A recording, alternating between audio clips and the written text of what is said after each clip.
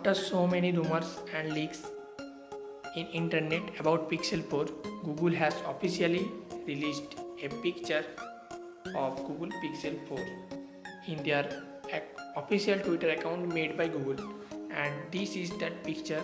In this picture you can see how the Google Pixel would be.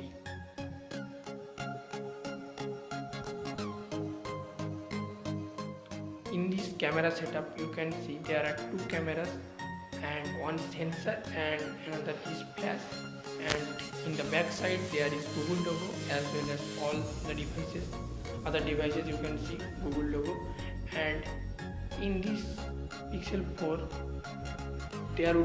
you can see there is no fingerprint scanner in the back, so they will remove fingerprint scanner and they will add Face ID unlocking, and so they will improve their front cameras of this Pixel 4 and Pixel 4 XL probably, and they will improve their front camera also. For the Pixel 4 you will not find the notch, because in Pixel 3 and Pixel 3 XL for the notch people did not like those notch, so they will probably remove the notch in Pixel 4.